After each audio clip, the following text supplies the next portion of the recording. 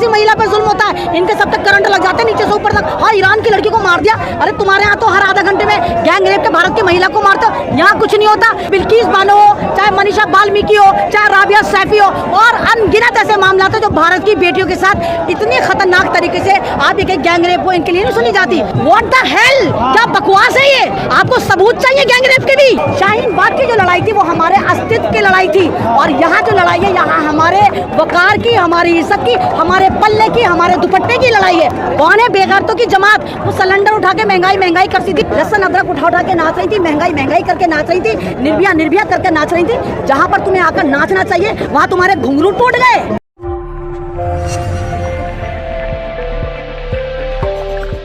देखिए, इन बेटियों के समर्थन में मैं ही नहीं, मेरा ख्याल से जो भारत के बुद्धिजीवी हैं, जो बहु बेटियों वाले हैं, सारे के सारे पहुंचे हैं। जिस तरह लगातार 1 महीने से ये भारत की बेटियां जो मेडल लेकर आई थी, और उस वक्त हमारे प्रधानमंत्री सेल्फीबाज प्रधानमंत्री ने सेल्फी चमकाते हुए कहा था ये भारत की महिलाएं जो हैं ये मेरे परिवार का हिस्सा है जो गोल्ड मेडल लेकर आई हैं। और आज मोदी जी का वही परिवार मोदी जी के घर से 2.5 किलोमीटर की दूरी पर जंतर मंतर पर महीने भर से बैठा है, लेकिन मोदी जी कहते ना, मैं नहीं सुनना, ये सियासत कर रही हैं।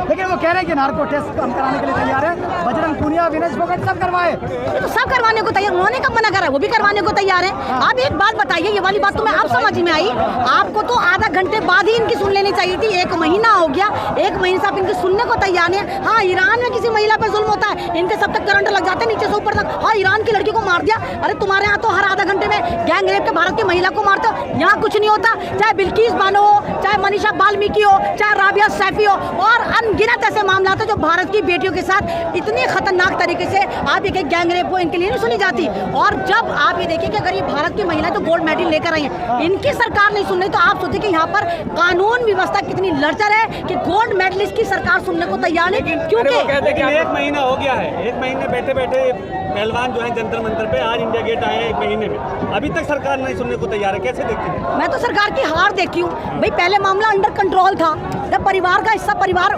मोदी जी परिवार का हिस्सा किसको कहते हैं? या तो आपकी ये बेटियां थी या आपकी ये बहनें थी।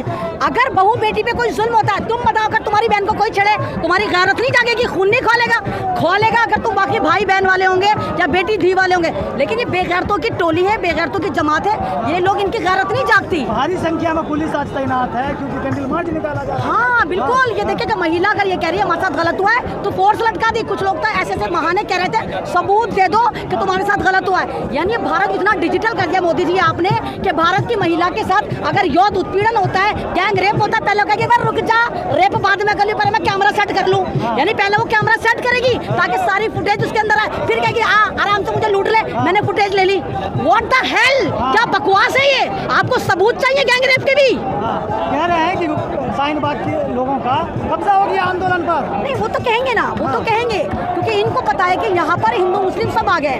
हमें पता है कि शाहीन बाग को टारगेट करा जा रहा था, हमें पता है शाहीन बाग को क्या क्या बोला जा रहा था, लेकिन शाहीन बाग की जो लड़ाई थी वो हमारे अस्तित्व की लड़ाई थी। और यहाँ जो लड़ाई है यहाँ हमारे वकार की, हमारी इज्जत की, हमारे पल्ले की, हमारे दुपट्टे की लड़ाई है। और हर महिला अपनी आबरू को सेव करती है। इसलिए अगर ये कुश्ती पहलवान किसी भी धर्म की हैं तो तमाम महिलाएं इनके सामने आई, क्योंकि सबको पता है कि औरत के पास इज्जत आबरू होती है, और तमाम की तमाम अपनी इज्जत आबरू को सेव करने इन महिलाओं को समर्थन दे रही हैं। 2012 में भी इस तरह के आंदोलन यहाँ पे देखने को मिला था, सरकार हिल गई थी। इस आंदोलन का असर पड़ेगा आपको? तो सरकार तो पहले ही ली थी 1 महीने से, लेकिन का दिमाग भी हिला हुआ है। यही सोच रहा है कि सत्ता हमारी, पुलिस हमारी, एडमिनिस्ट्रेशन हमारा, मीडिया हमारा, हम कुछ भी ताता तैया करके इनको कुछ भी कर देंगे। लेकिन 1 महीने से पूरी दुनिया देख रही है, दुनिया के बड़े बड़े पोर्टल पे लिखा जा रहा है कि हिंदुस्तान की रेसलर महिलाओं के साथ सरकार के एक मंत्री द्वारा यौन उत्पीड़न करा गया, और सरकार कह रही है कि हम ना सुनना क्या, क्योंकि तुम पॉलिटिक्स कर रहे हो। तो दुनिया में बदनामी हो चुकी, भारत के झंडे लग चुके कि भारत में महिलाओं के साथ कितना जुल्म होता है। बता रहे, वो कह रहे कि हमारी सरकार में महिलाएं सशक्त हो रही हैं। कौन सी महिलाएं? टिकटॉकियां, मुचरे वाली बाइयां, कौन सी महिलाएं? डिजिटल तवाइफें, कौन है इनकी पार्टी में?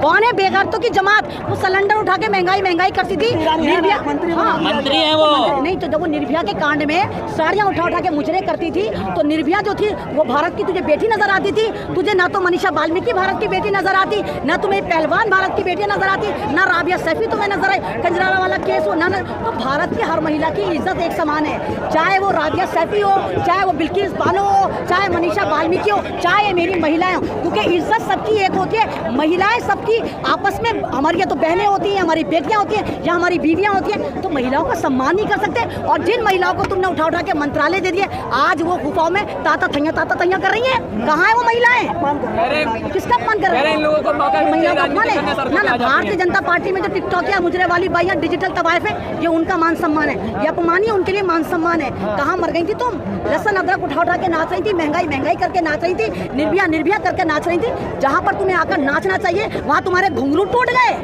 अब भी तुमसे डांस होता, घुंघरू टूट गए। या तुम जो खुद पूरी एक कहोगे गैस प्लांट बन गई हो, अब सिलेंडर तुमसे नहीं उठता क्योंकि तुम खुद ही गैस प्लांट बन गई हो पूरा का पूरा। ये अपमान है, आप भी अपमान कर रही है मंत्री महिला